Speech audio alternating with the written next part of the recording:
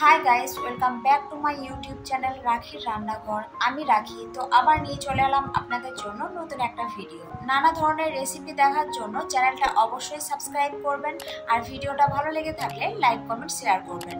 তো চলুন রেসিপিটা দেখতে থাকুন। আজ আমি বানাবো dhaba style chicken curry. Dhaba style chicken তো অনেকেই অনেক রকম ভাবে বানায়, তো আমি কিভাবে বানাচ্ছি তো ভিডিওটা দেখতে থাকুন। তো এখানে ধাবা চিকেন কারি বানানোর জন্য নিয়ে নিয়েছি পরিমাণ মতো পেঁয়াজটাকে লম্বা লম্বা করে ভালো করে কুচিয়ে নিয়েছি। আর এদিকে নিয়ে নিয়েছি 3 চামচ মতো টক দইটাকেও ভালো করে ফেটিয়ে রেখে দিয়েছি। একটা টমেটো ভালো করে পেস্ট বানিয়ে নিয়েছি। তো একটা কড়াই বসিয়ে কড়াইটাকে ভালোভাবে গরম করে নিয়েছি। কড়াইটা ভালোভাবে গরম হয়ে গেলে ওর মধ্যে পরিমাণ মতো দিয়ে দিচ্ছি সর্ষের তেল। দিলাম এখানে 3 চামচ মতো সর্ষের তেল। তেলটা একটু গরম হলে ওর মধ্যে ফোড়নে দিয়ে দিচ্ছি একটা শুকনো লঙ্কা, একটা ছোট শুকনো লঙ্কা দিচ্ছি কারণ আমরা ঝাল খুবই কম খাই। তো আর তারপর দিয়ে দিলাম হাফ চামচ মতো গোটা জিরে। তো ভালোভাবে মশলাটা একটা ফ্লেভার চলে এলে তো ওর মধ্যে দিয়ে দিচ্ছি কেটে রাখা পেঁয়াজগুলো। এখানে আমি দুটো মাঝারি সাইজের পেঁয়াজ নিয়েছিলাম। পেঁয়াজটা দিয়ে ভালোভাবে পেঁয়াজটাকে একটু হালকা করে ভেজে নিচ্ছি।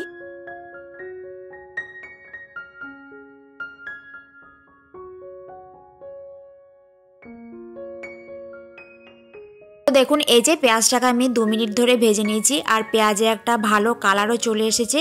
এবার এর মধ্যে দিয়ে দিচ্ছি 1 চামচ মতো আদা রসুন বাটা। তো আদা রসুন বাটাটা দিয়েও ভালো করে এটা মিশিয়ে নিচ্ছি। আর এর মধ্যে দিয়ে দিচ্ছি টমেটো যে পেস্ট বানিয়ে রেখেছিলাম ওই পেস্টটাও দিয়ে দিচ্ছি। তো একই সঙ্গে দুটো মশলা ভালো করে কষিয়ে নেবো যতক্ষণ না এর কাঁচা গন্ধটা চলে যায়। কিছুক্ষণ ধরে এটাকে কষানোর পর এর মধ্যে কিছু গুঁড়ো মশলা দিয়ে দেবো। গুঁড়ো মশলার মধ্যে দিয়ে দিচ্ছি পরিমাণ মতো 1 চামচ মতো হলুদ গুঁড়ো, 1 চামচ মতো জিরে গুঁড়ো, হাফ চামচ মতো ধনে গুঁড়ো, আর সামান্য একটু দিয়ে দিচ্ছি লঙ্কা গুঁড়ো, ওই হাফ চামচ মতো। সমস্ত মশলাগুলো দিয়ে আবারও ভালো করে আমি কষিয়ে নিচ্ছি। তো যাতে মশলাগুলো তলায় ধরে না যায় ওই জন্য সামান্য একটু জল দিলাম, তাহলে ভালোভাবে মশলাগুলো কষানো হয়ে যাবে। তো জল দিয়ে ভালোভাবে এই যে মশলাগুলো এখন কষাচ্ছি।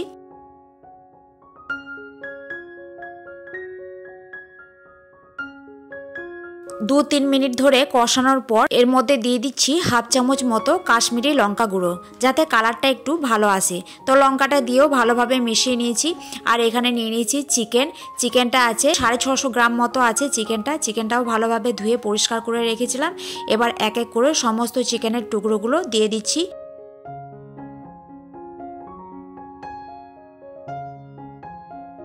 তো এক এক করে সমস্ত চিকেনের টুকরোগুলো দিয়ে দিচ্ছি। এবার মশলার সাথে ভালো করে চিকেনটাকে মিশিয়ে নেব।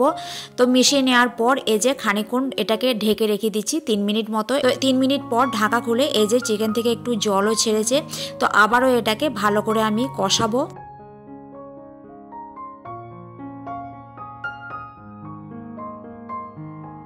এক মিনিট ধরে নাড়াচাড়া করার পর এর মধ্যে স্বাদ অনুযায়ী দিয়ে দিচ্ছি নুন,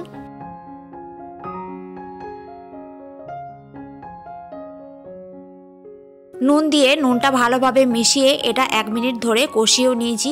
এবার এটা খানিকক্ষণ এটা ঢাকা দিয়ে রেখে দেবো। তো এভাবেই ঢাকা দিয়ে দিয়ে এটা রান্না করব, তাহলে চিকেনটাও ভালোভাবে সেদ্ধ হয়ে যাবে। মোটামুটি 2 মিনিট পর ঢাকনা খুলে এসে দেখছি অনেকটাই জল বেরিয়েছে চিকেন থেকে। আরো ভালো করে মিশিয়ে এর মধ্যে ফ্যাটানো টক দইটা দিয়ে দিচ্ছি। টক দইটা দেওয়ার সময় গ্যাসের ফ্লেম একদম কমিয়ে রেখেছি। আর আগে আপনাদের দেখিয়েছিলাম 3 চামচ মতো টক দই ভালো করে আগেই ফেটিয়ে রেখেছিলাম। তো সেটাই ভালো করে দিয়ে দিলাম। এখন দিয়ে গ্যাসের ফ্লেম একদম কমিয়ে টক দইটা মাংসের সাথে ভালোভাবে মিশিয়ে নিচ্ছি।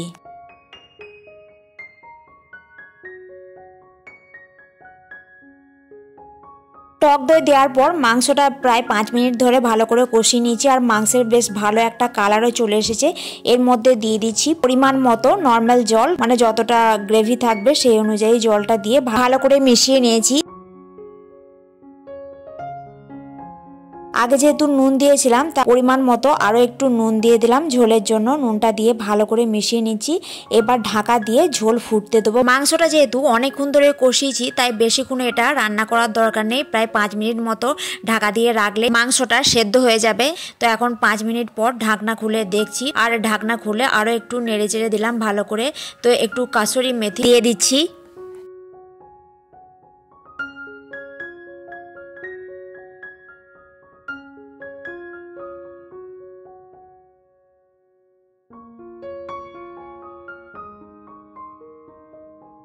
কাসুরি মেথি ভালো করে দিয়ে মিশিয়ে নিয়েছি আর কিছুক্ষণ এটা ফুটিয়েও নিয়েছি।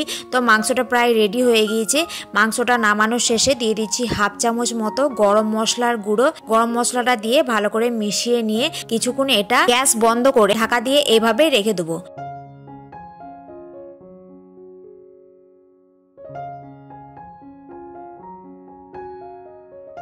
তো ধাবা স্টাইল চিকেন কারি একদম রেডি হয়ে গিয়েছে। আপনাদেরকে সার্ভ করে দেখাচ্ছি এই যে কেমন হয়েছে। রেসিপিটা অবশ্যই কমেন্ট করে জানাবেন। ভিডিওটা ভালো লেগে থাকলে লাইক করবেন আর চ্যানেলটা অবশ্যই সাবস্ক্রাইব করে নেবেন।